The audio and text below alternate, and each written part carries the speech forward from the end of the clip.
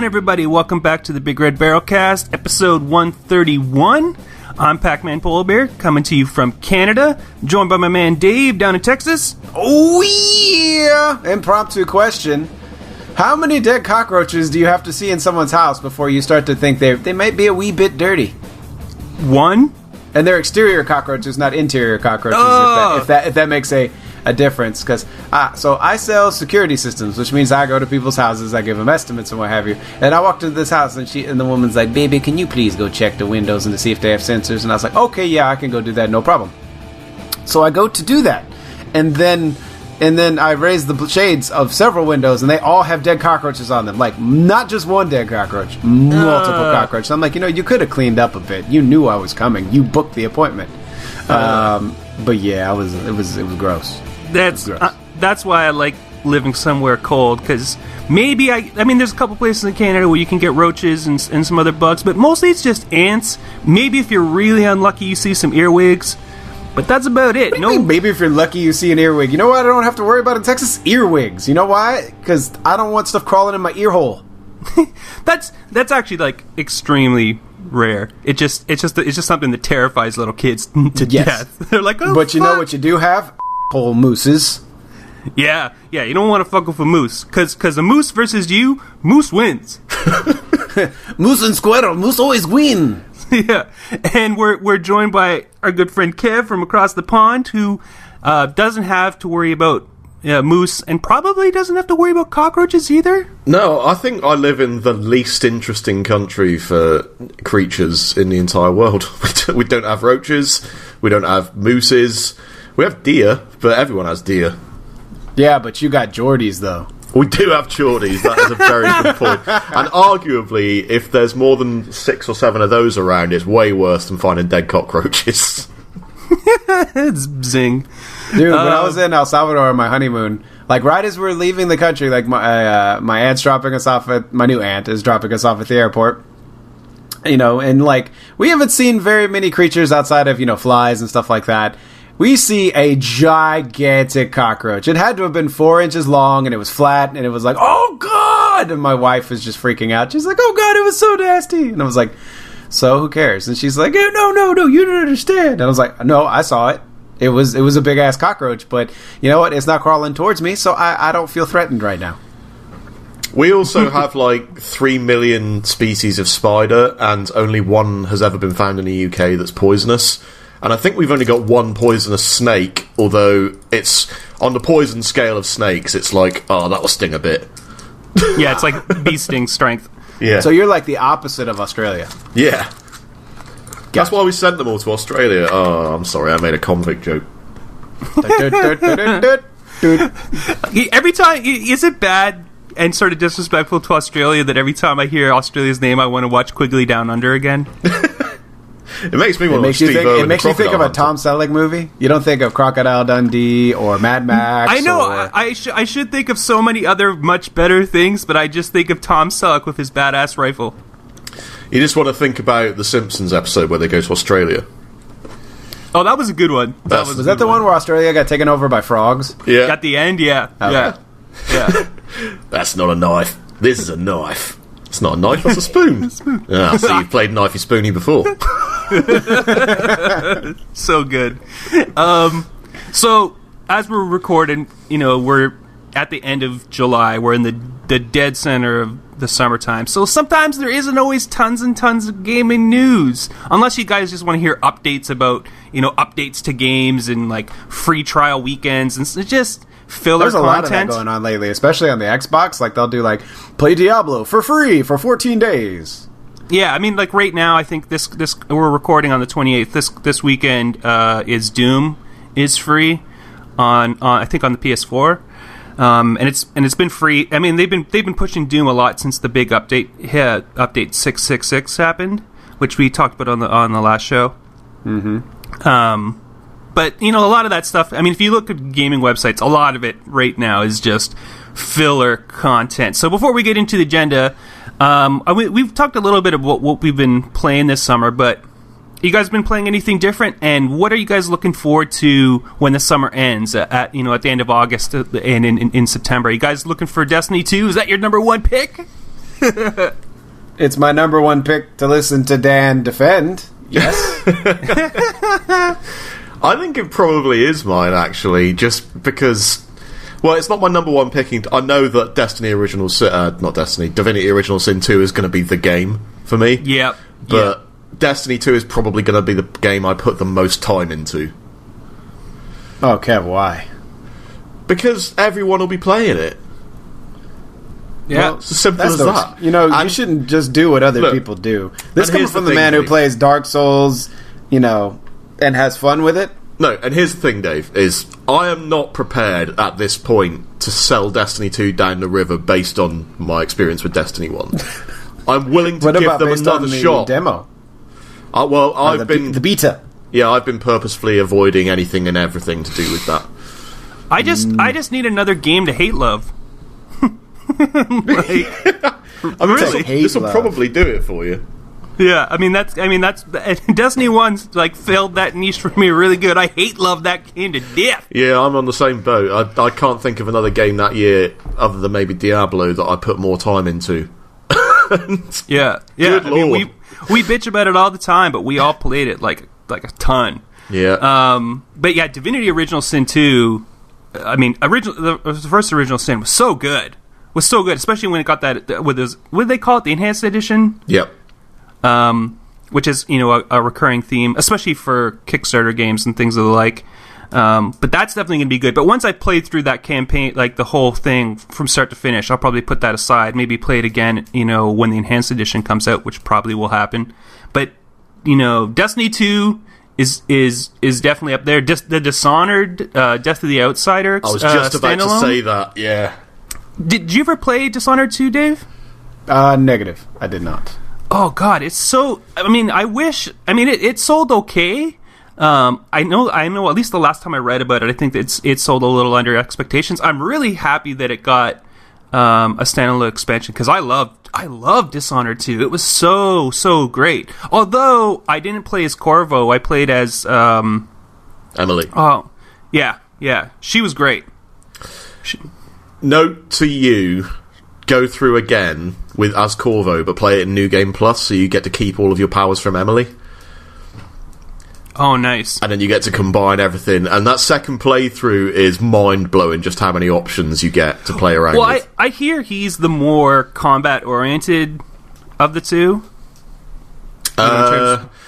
Yeah, I mean, he's definitely got some offensive abilities, like that whirlwind thing that you can send around. But, you know, he can also play hella stealth. Although, one thing that is hilarious is if you've got the Emily ability to take shadow form. Yeah. And then you've also got Corvo's ability to summon rats. You can summon an army of rats, send them at someone, and they freak out like, "No, rats!" And then suddenly this shadow form comes up amongst them, and they're like, "Oh, fuck the rats!" Oh, I gotta do that, because, like, I rarely, if ever, successfully do a stealth run in anything. You know, like no killing, stealth, 100% stealth. Dishonored 2 is literally the first time in my gaming lifespan that I've ever actually successfully pulled that off, and it didn't feel tedious. Yeah, and it plays so much differently if you do go full-blown chaos play. Oh, I mean, that's definitely what I'm going to do the second time. Yeah. But the standalone expansion, playing as Billy, is going to be dope. Yeah. It's going to be dope. It's going to be really, really cool. The return of Billy Lurk, the return of Dowd, the return of loads more characters that no one knows because, good lord, do arcade games not get enough credit. Yeah. Prey is definitely in my top 3 games of this year so far, and I just don't know anyone else who's finished it. A few people have played it a bit, but that's it. Which one? Prey. Yeah, Arcane's other game that came out this year. The one with the shadow monsters where you can turn into a teacup. Yeah. Nah. I'll give you meh. Well, I mean, you can turn it into a teacup. It's not his cup of tea. You can turn it into a teacup. The monsters look so fucking lame. Dude, you can turn into a teacup and then hop through like a little envelope letterbox thing and then get into rooms that you're not supposed to get into until way later in the game because you decided to turn into a teacup. It's Arcane all over. Like enemy design, I agree with you. I want to be a bounty hunter, Kev. No, I want to be a bounty hunter. Look, you're not going to have the argument with me because I agree with you 100%. Dishonored is the way to go. But Prey has so many interesting mechanics. The way you can play that game, the way you can hoard all of these like sentry turrets and drag them around the levels with you and treat them like your own personal army. Enemy design aside, that game is so mechanically deep. Yeah, I need better enemies, and I'm still just kind of bugged that Prey 2 didn't end up being that badass bounty hunter shit. That looks so cool. It was one of the greatest game trailers of all time. Yeah. What else we got in September? Project Cars 2, which I'm probably the only one of the three who's going to buy. True. What else? True. What else we got in September? Total War Warhammer 2. Yeah, that's right. That Total War Warhammer 2. You mean you're not getting the Yakuza game? Oh, I'm definitely getting Yakuza, but Yakuza doesn't come out in September. I think it comes at the end of August. It do. So who's getting Act 2, huh? Anybody? It's not on my list. All right. No. Cuphead comes out at the end of September. Yeah, Cuphead comes out in September. We've been waiting for that for 4 years? Mm-hmm. And that looks great. That sort of classic animated style. And that's I think that's Xbox One only. I don't think it's coming out on PC, is it? Or maybe it is. No, I think it's Xbox and PC. That actually does look pretty great. But there's some cool stuff coming out at the end of August. Yeah, right. Well, but most of the way through August, actually, Hellblade comes out in a couple of weeks, which is the first chapter of the new Ninja Theory game. Yeah, and there's Yakuza Kiwami, which is a remake of the first Yakuza. Agents of Mayhem is coming out, which I still don't really know what that is, but it's made by the Saints Row guys, so how am I not going to get involved? Yeah, and Uncharted Lost Legacy. Absolver, which I'm Absolver is going to be super great. interested in. Mario plus that Rabbids. Wolfenstein game. That's October, isn't it? Or November? Yep, it's October. Right. Yeah. Is it weird that I'm kind of leaning like I might just rent the new Call of Duty and see how it is? I think most people jumped on that ship a few years back, mate. So yeah. No, last year I didn't even touch it. Like I was like, Call of Duty, nah, I'm not doing it at all. But since they're going back to the roots, I think I might. And they're Nazi zombies with World War II weapons, as it was originally designed to be. Yes. Yeah. And I got to admit, the new. I really don't like zombies, but the new zombie character designs for the new Call of Duty, they look terrifying. Holy shit. They do. They look great. Yeah. I'm waiting really, for next year's Call of Duty when they make a Battle Royale mode. Yeah. Really, the only game everyone needs to buy is Patapon Remastered, though. What's the release date on that? It's August 1st.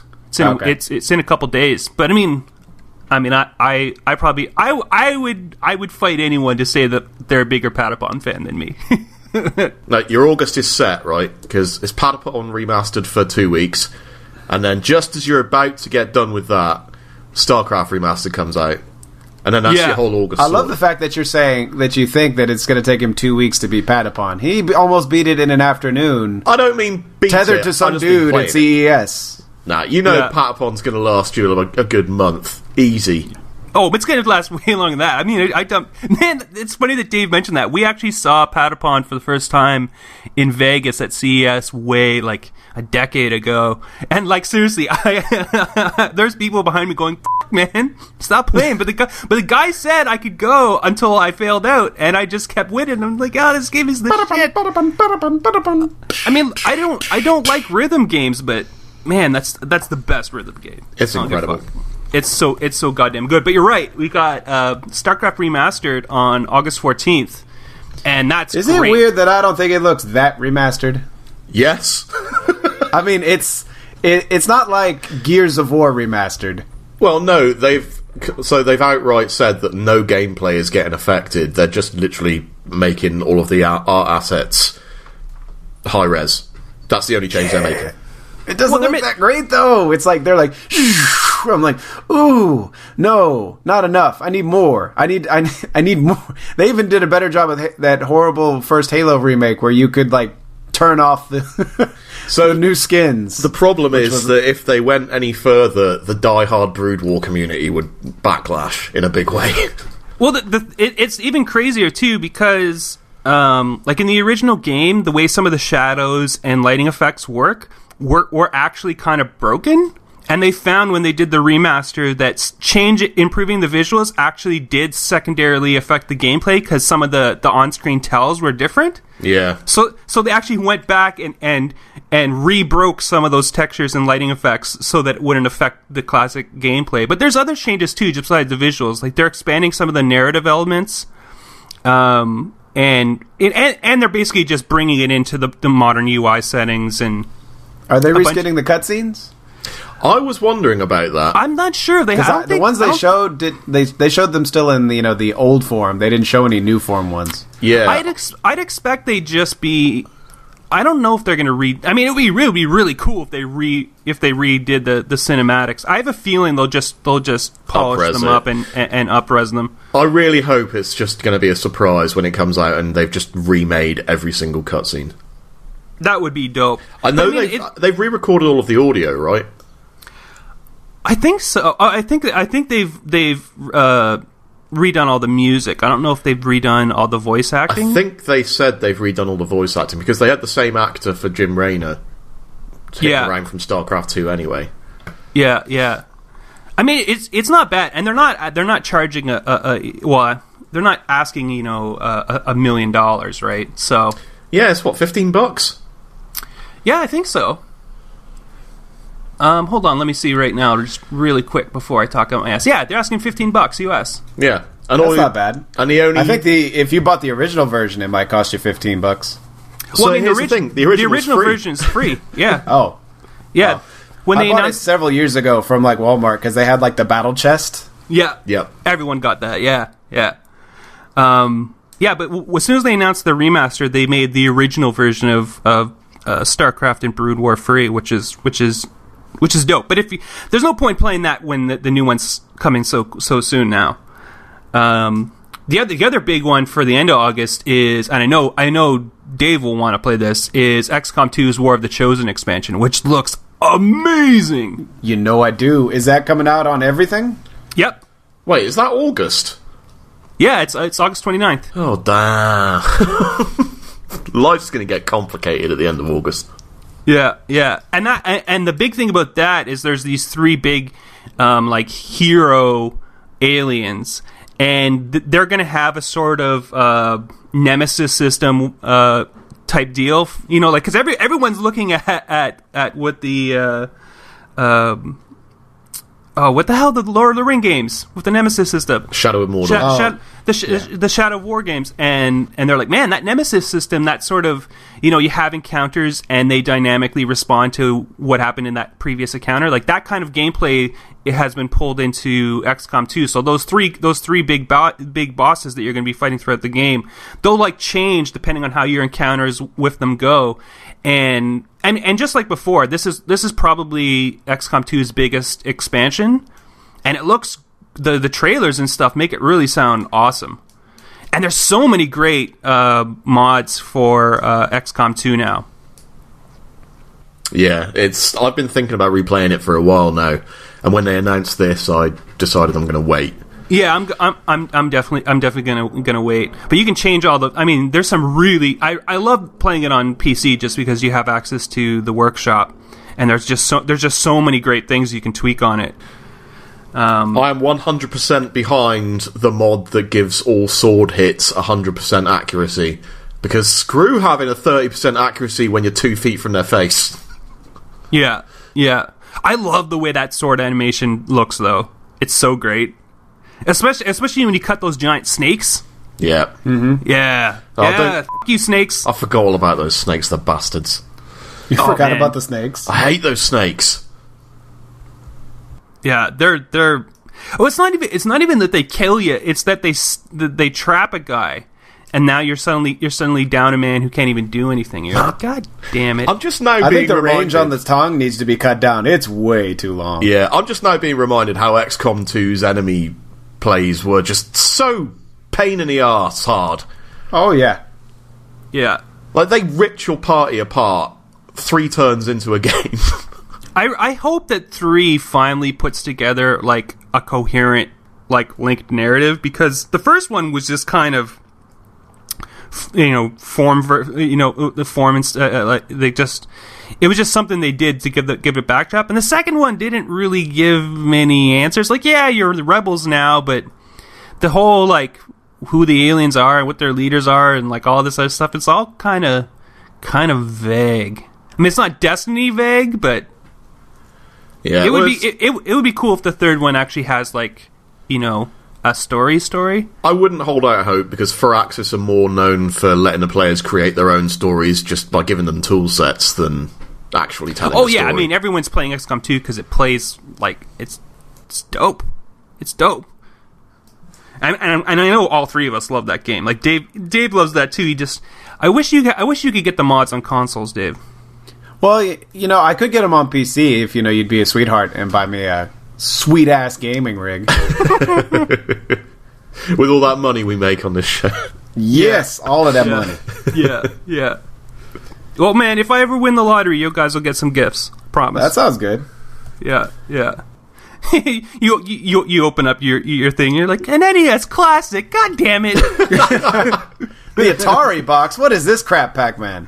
Oh, man. The wife's like, right, first thing we pay off the mortgage, and I'm like, nah, I gotta buy Dave a gaming rig first. There you go. Yeah.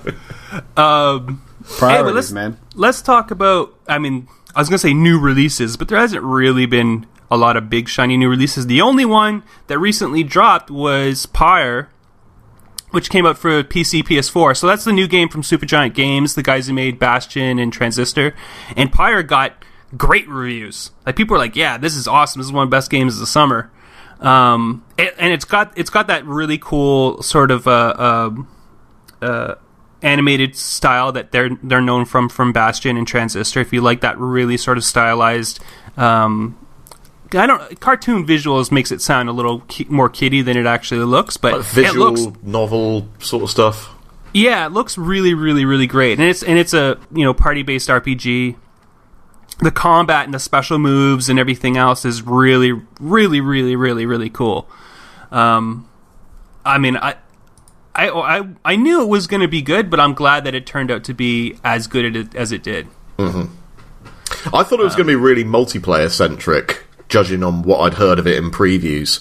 But from the sounds of things, multiplayer is the last thing on their mind. Like, this is essentially like a fantasy sports game simulator. It's like a career mode in a sports game, but with way more story. Yeah, I mean, the main campaign is sort of like you're going through all these sort of different trials. Yeah, you're right. I mean, that's a good analogy. Although it does have multiplayer, it does. Yeah, but it's not their focus, which I always thought it was. I mean, I'm sure they could expand upon that down the road, but I'm kind of glad that it does both, and it's different. It doesn't play like every other team-based RPG, right? Because of that sort of setup. But the visuals and the power moves, and the UI is really different. It's really, really cool. So and again, that game's not. I think that game's like $20. So I mean, it's not a lot of money. Yeah. It's definitely a purchase for me. I'm just waiting on the right time to pick it up. Yeah, I'm like, I've been going through all my backlog. I'm like, I should add another game to that list of things I should be playing. Yeah, it's $20 US. I mean, that's great for the price. Can't argue with that. Let's talk about some of the news. There's not a lot of it. There's no news, but August is actually going to be one of the best months for free games from PlayStation and Xbox, because sometimes the months are kind of I don't really give a shit about any of those games. Mm-hmm. This month both PlayStation and Xbox are hitting for the fences. So on PlayStation Plus for August 2017, the free games are going to be Assassin's Creed Freedom, which is good, Downwell, and Just Cause 3. That's the big one. That's the big one right there. Just Cause 3. When it released, was boogie as hell on the consoles. It was just like so. I mean, it's a great game, but it was rough. It was so rough. But it's really great now. I've been saying for a long time that I'm like, man, I need to pick that up. And then someone sent me the link to that like a couple days ago, and I was like, oh, snap. Yeah. The gaming gods have heard my pleas for free games that I want. Yeah. Just Cause 3 is a welcome freebie for the PS4. And on PS3, you're getting Snake Ball and Super Motherload, so yeah. And on Vita, you're getting you can get Downwell on the Vita as well, and Level 22. But really, it's all about Just Cause 3 and Assassin's Creed Freedom Cry. But it's never going to be about Assassin's Creed. Let's point that out right now. Just Cause 3 is so fun.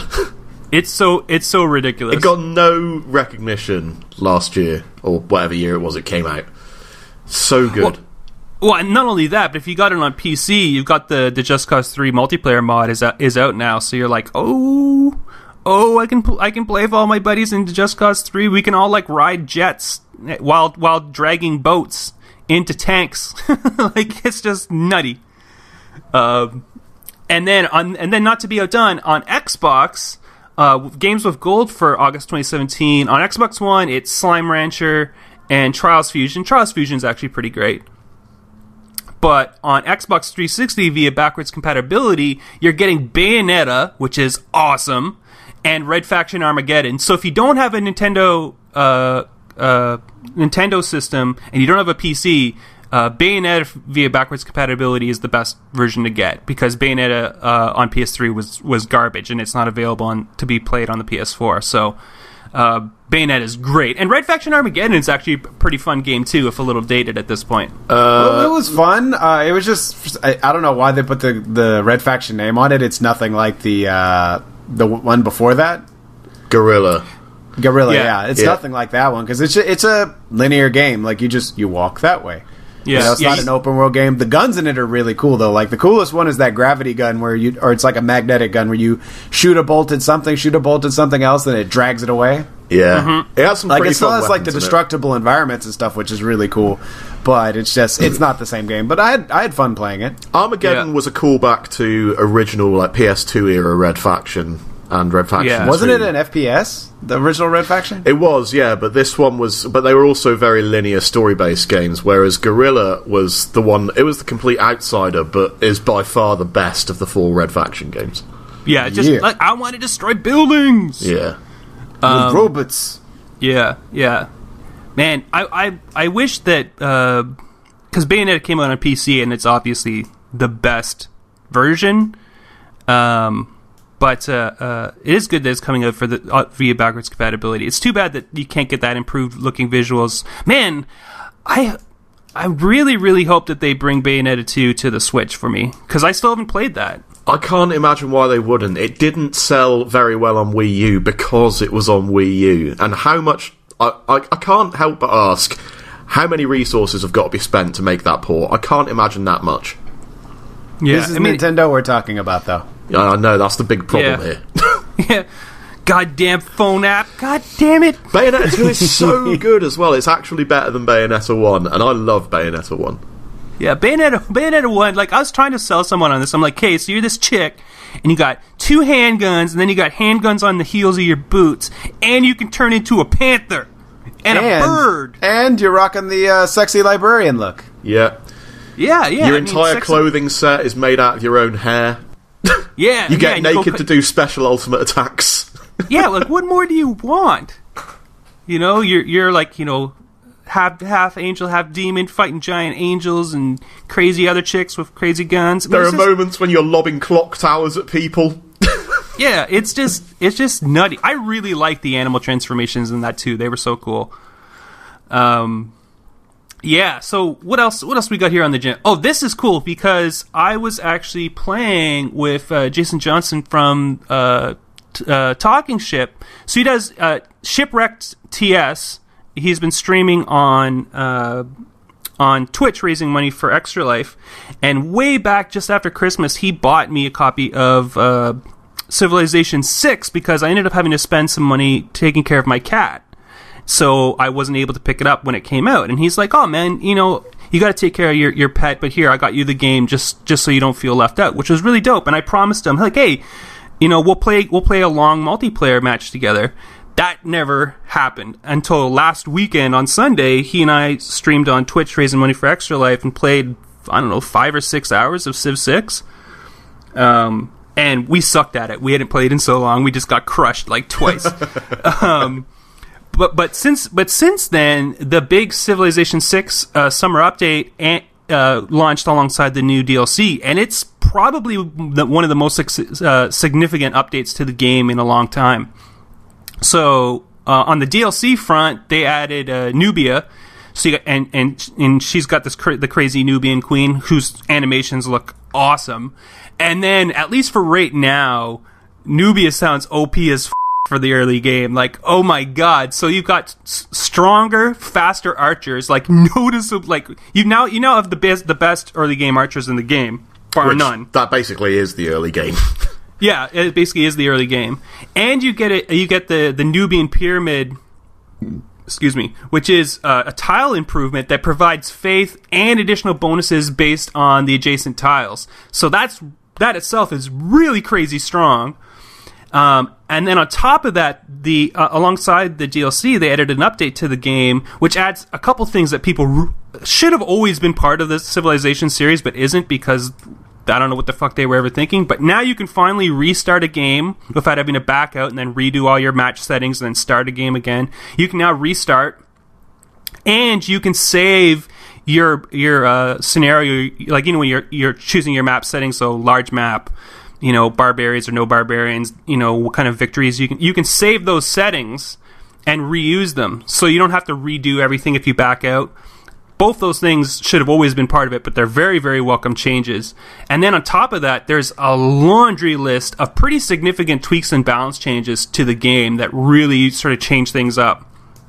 You know, so a lot of it seems to be focusing more on maximizing the cities you have and sort of decreasing the need or decreasing your ability to just mass colonize early game. Like, just, you know, pump out as many settlers and claim as much space as you can. Like, now there's a little bit, you have to make the decision of, like, do I spread really, really quickly, or do I maximize the coverage and the strength of, you know, a core group of cities? And that's more viable now. Although I think a lot of us still like to get a lot of settlers, because you don't want to get you don't want, you know, enemy civilizations dropping a city in between two of your cities, or choosing the good chokeholds or any of that kind of stuff. But there's a lot of like, I've been playing a lot since last Sunday, since I got it reinstalled again. I've been playing with the update, and some of it's subtle, but some of it really sort of changes how everything goes. And goddamn, is a culture victory. A culture victory is such a God. It's so hard sometimes. Jesus. Yeah. Goddamn Chinese and their wonder building. Like, they build so many goddamn wonders so goddamn quickly. I'm just like, man. It's like that and Gandhi being the biggest warmonger in the world are the two staples of the Civ franchise. Like, he's super, super peaceful right up until the moment he gets nukes, and then it's nuke time.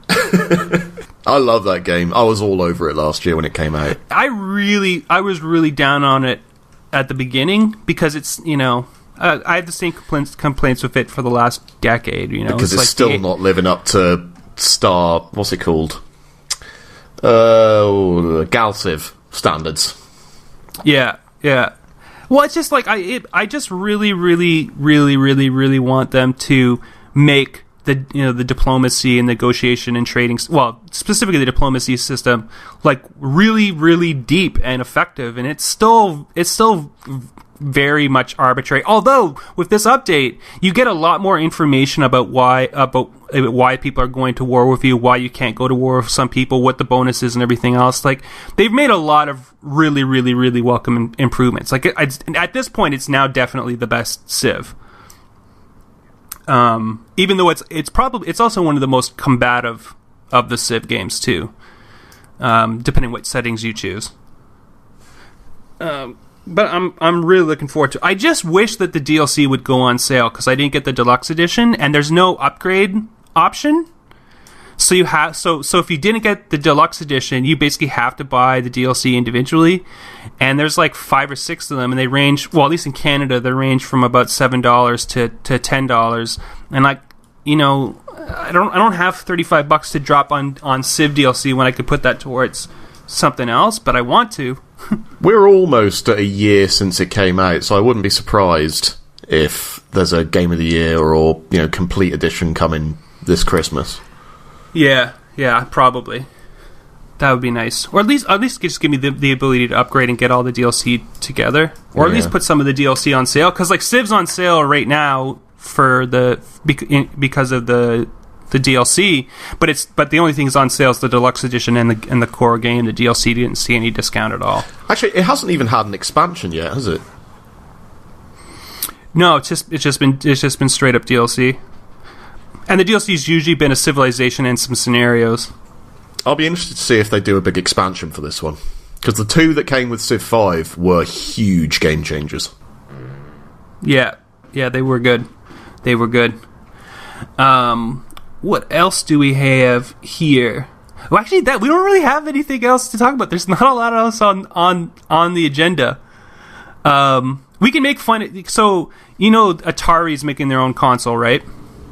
So we may have mentioned that. At the same time, there's lots of third-party people trying to make sort of third-party knockoffs to sort of cash in on the NES classic market. So there's this one company. Hold on, I'm gonna look it up real quick. So this one company made their own like a Sega Genesis classic type setup. Oh yeah. And it's a fucking disaster show. Yeah, so it's from AT Games. So it sort of looks like a Sega Genesis, but not really. So it's got two controllers that look like Sega Genesis controllers, but can you recharge them? No. They take AAA batteries, right? And you have to unscrew them with a Phillips head screwdriver to put the batteries in and out. Wow. Yeah. It's super shitty. And it's just like double AAA batteries. What? That doesn't even who does that? Who does that anymore? It doesn't make. And then on top of that, with the SNES Classic, that's like the laundry list of all the greatest hits from the SNES, right? So for AT Games Sega Genesis Retro Console, there's games on there that no one's heard of and that no one will ever play. Let's bear in mind that there were only about 10 really good solid hits on the Genesis. Well, it depends. There's a lot of their hits were multi-platform, right? So you're right in terms of exclusives. I could. What can you name off the top of your head right now that were amazing? All right, I'll give you Sonic 2. All right. You got Sonic 2, Kid Chameleon. Yeah. Give you that. Altered Beast. No. Incredible Crisis? Incredible Crisis was not on the Mega Drive, although... Mortal Kombat. Mega Drive. Okay. Mortal Kombat 2, maybe 3. Well, the big thing was they had all the violence. They had all the blood, yeah. Phantasy Star... But really though, Streets of Rage 2? I'm out of games. Did you want to play Adventure in the Park or Air Hockey? Those are two games on the AT system. Or how about Mr. Balls or Plumbing Contest or Yawning Triceratops? What? What the hell are you talking about? These are just Native American names, aren't they? Yawning Triceratops. They're just nonsense names. They packed in a lot of crap into this game. So they put 28 unofficial games that no one wants to play with, 45 Genesis games, and 12 games that are sort of Sega Game Gear, Sega Master System. Anyway, it's just a poorly made cash-in type system.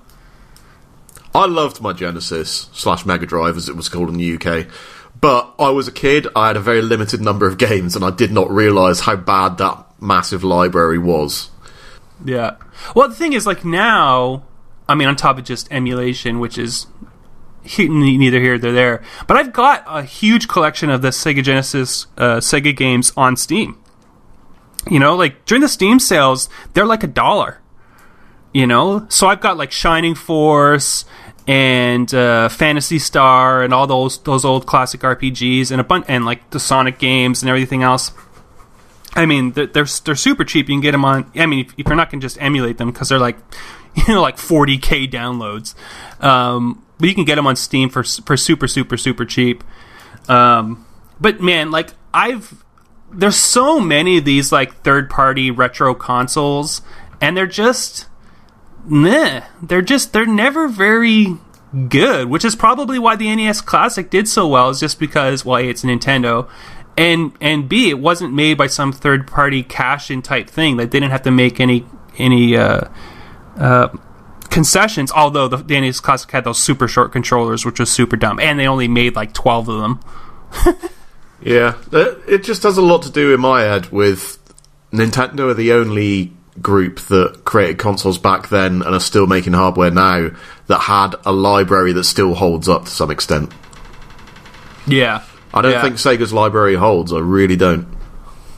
Well, I mean that, because that's really the generation where it ended. You know, like you had the Genesis and the Sega CD, and then you had the Saturn, and that was basically the end of Sega.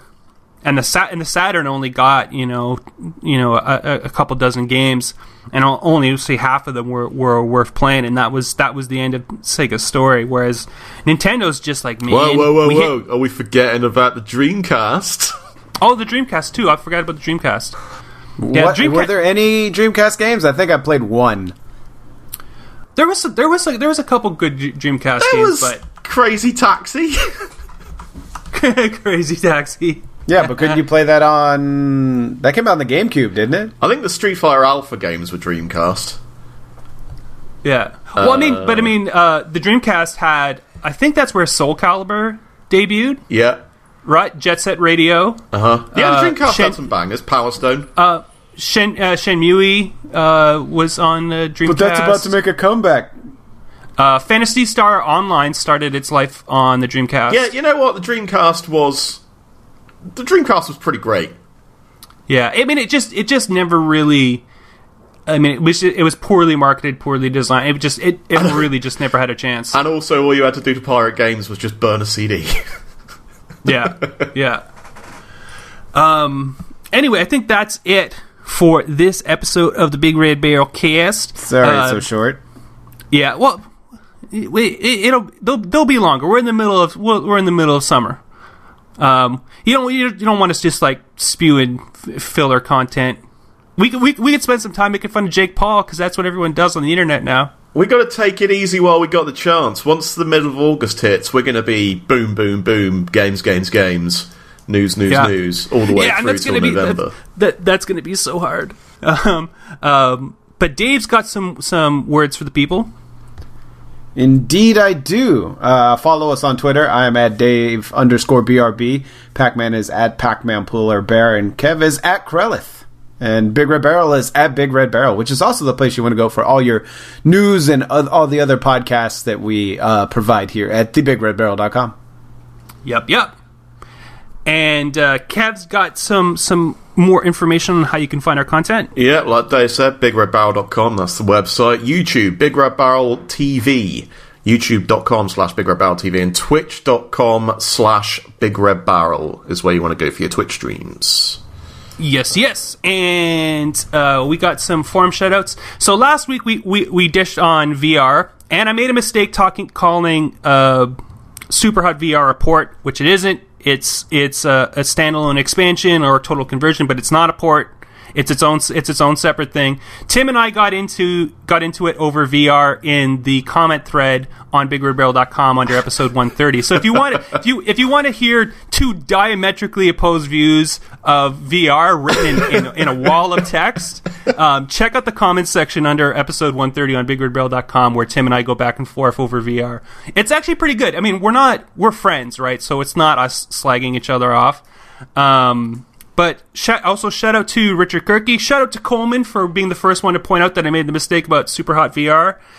Shout out to our good friend Stinko, our man. He's like day one super champ. And shout out to Shipwreck TS, Jason Johnson, for raising money for Extra Life, for streaming with me last week in Civ 6.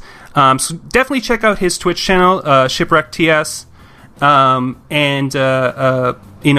me on Pac-Man Polar Bear on Twitch as well. I'm usually, if I'm not streaming, I'm usually hosting someone else who's probably raising money for charity. So you can tune in on. You can find their streams by just going to my channel, and I'll be hosting their streams on my channel as well. I'm gonna try to get into streaming more. I think the plan is that Divinity Original Sin 2 is gonna be the game that I stream a 100% playthrough. So that's beginning of September. When's the Original Sin 2 come out? Mid-September, I believe. Yeah. So and in between then and now, I'll be doing some charity streams for StackUp.org to raise money for the troops, Wounded Warrior Project, Extra Life, Children's Miracle Network, the whole deal. And yeah, that's it for episode 131. Thanks for tuning in, and we will catch you all on the flip side. Later.